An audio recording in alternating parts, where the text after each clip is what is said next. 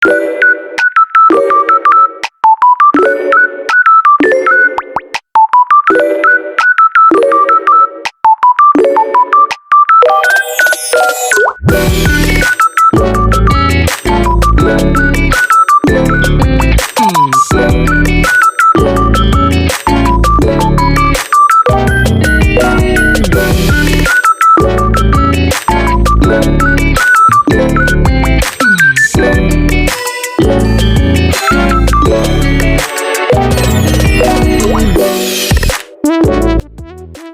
sini saya menjelaskan secara singkat terkait latar belakang dari bisnis Chillbyte ini.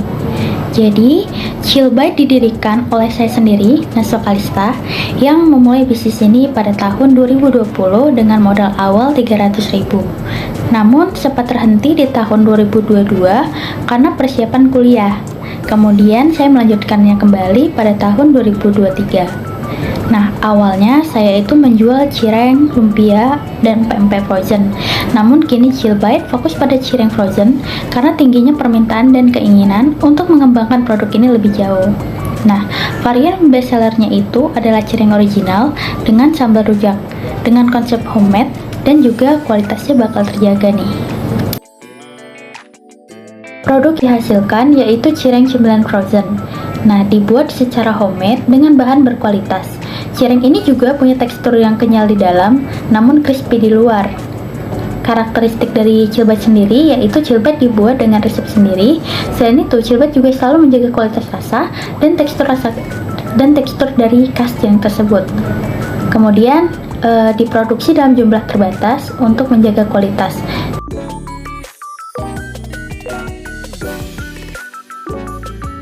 Di sini akan mengidentifikasi resiko Chillbyte.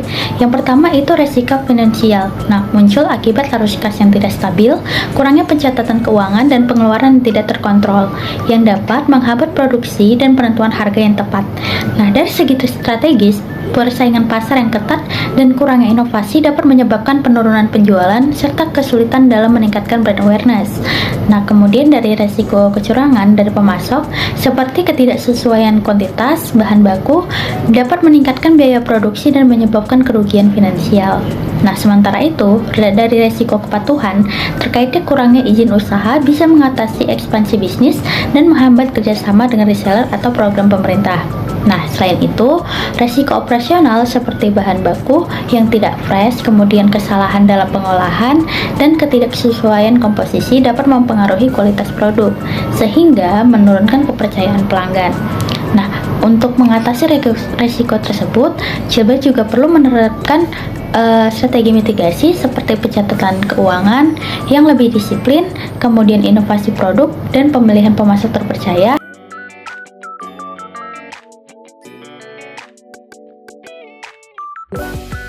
Chillbyte menghadapi berbagai tantangan dalam pengembangan usahanya, mulai dari arus kas yang tidak stabil, persaingan pasar yang ketat, resiko kecurangan dalam bahan baku, izin usaha yang belum lengkap, hingga potensi kegagalan dalam produksi. Nah, arus kas yang tidak stabil ini dapat menghambat inovasi produk dan pertumbuhan bisnis, terutama jika penjualan tidak konsisten atau biaya operasional lebih besar dari pendapatan. Tanpa strategi keuangan yang baik, seperti pencatatan keuangan yang sistematis, kemudian pengelolaan biaya yang efisien, Chillbyte bisa kesulitan dalam mempertahankan keberlanjutan bisnisnya. Nah, di sisi lain, persaingan pasar yang semakin ketat menuntut Chillbyte untuk terus meningkatkan brand awareness dan melakukan inovasi agar tidak kalah saing dengan kompetitor yang menawarkan produk serupa. Nah, dari pemasaran yang efektif melalui media sosial, kolaborasi dengan influencer, serta inovasi dalam varian rasa dan kemasan menjadi langkah penting untuk menarik perhatian pelanggan dan meningkatkan daya saing. Selain itu, risiko kecurangan dalam kuantitas dan kualitas bahan baku juga menjadi perhatian serius karena dapat meningkatkan biaya produksi serta menurunkan kualitas produk. Nah, untuk menghindari hal ini, Chillbyte perlu menjalin kerjasama dengan pemasok terpercaya, melakukan pengecekan bahan baku secara rutin, serta memiliki standar kualitas yang lebih ketat. Nah, gak hanya itu, izin usaha yang belum lengkap juga dapat menimbulkan keraguan di kalangan pelanggan, terutama dalam hal keamanan dan legalitas produk. Jika Chilbait tidak segera mengurus izin seperti BPOM dan sertifikasi halal, maka peluang untuk masuk ke pasar yang lebih luas itu seperti retail modern atau marketplace besar bisa terhambat. Nah, terakhir, ada kegagalan dalam produksi. Hal ini juga menjadi tantangan yang perlu diantisipasi, karena kesalahan dalam proses produksi dapat menurunkan kualitas produk dan membuat pelanggan menjadi kecewa. Nah, standar operasional yang jelas, pelatihan tenaga produk, kemudian serta kontrol kualitas yang ketat sangat diperlukan agar setiap produk yang dihasilkan tetap sesuai dengan ekspektasi pelanggan. Nah, baik, di sini saya akan menjelaskan apa penyebab terjadinya resiko tersebut. Yang pertama adalah resiko finansial. Dalam resiko ini adalah arus kas yang tidak stabil. Hal ini disebabkan karena yang pertama, kesulitan menutup biaya operasional. Yang kedua, jarang melakukan pencatatan pengeluaran dan pemasukan. Yang ketiga, terlalu banyak pengeluaran untuk hal yang kurang prioritas. Yang kedua adalah resiko strategis, yaitu semakin maraknya persaingan pasar atau kompetitor yang sejenis. Penyebab terjadinya karena satu, banyaknya kompetitor memiliki produk frozen food yang lebih bervariasi. Yang kedua, strategi pemasaran yang digunakan Cireng Chilbait masih kurang efektif. Serta yang ketiga adalah kurangnya inovasi dalam varian rasa ataupun kemasan. Yang ketiga adalah resiko kecurangan. Risiko kecurangan ini terjadi dalam kuantitas bahan baku dari pemasok. Kenapa dikatakan curang? Karena ketika pemilik usaha membeli bahan baku untuk pembuatan cireng, ada saja takaran yang telah tertera pada kemasan produk kurang tepat atau kurang pas. Contohnya adalah tepung.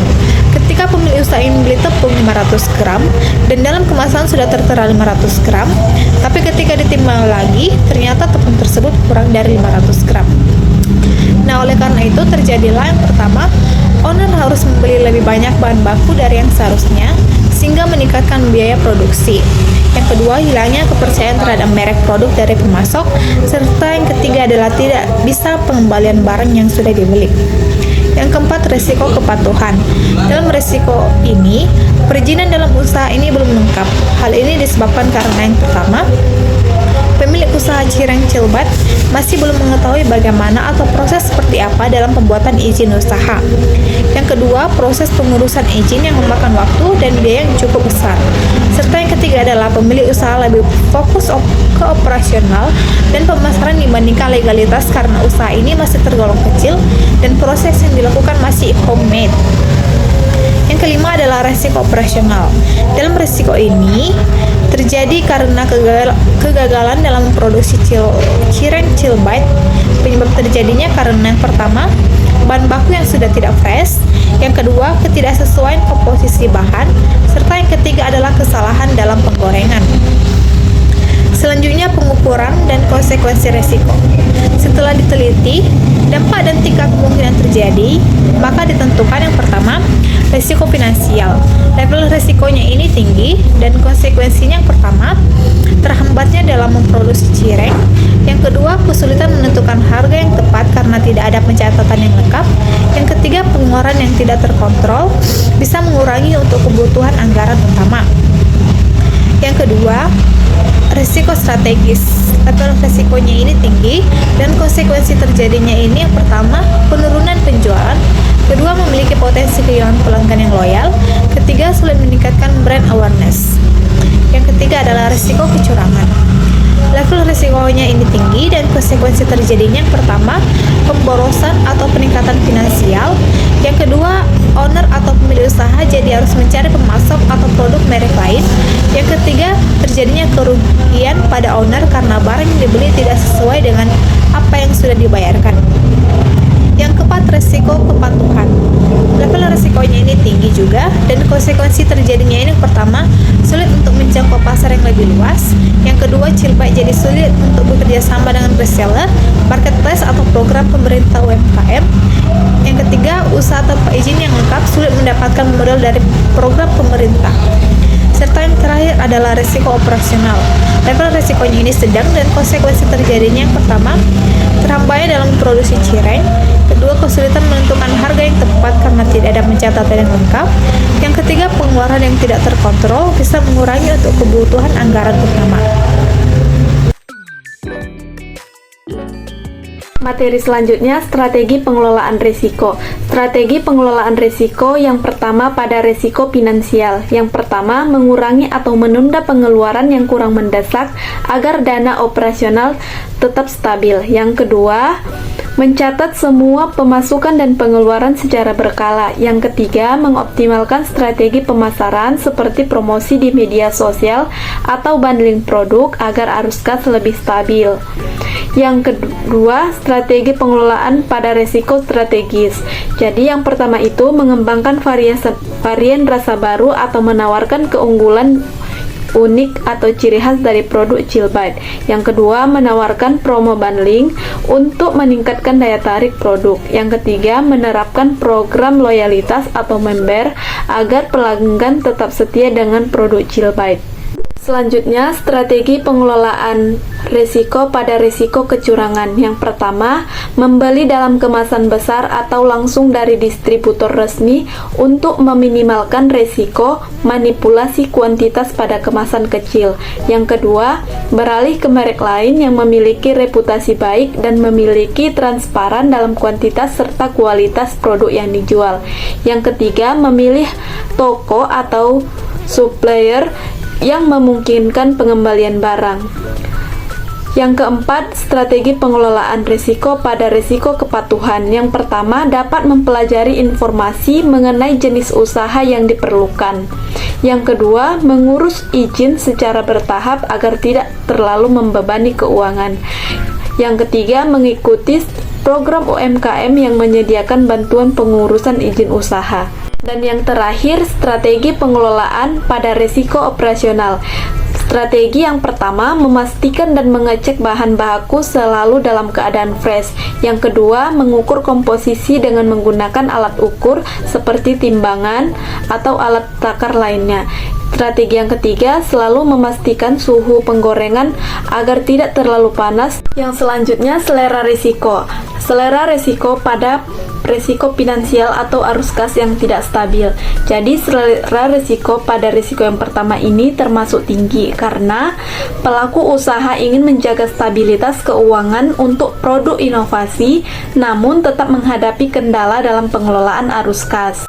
Yang kedua, selera risiko pada risiko kepatuhan.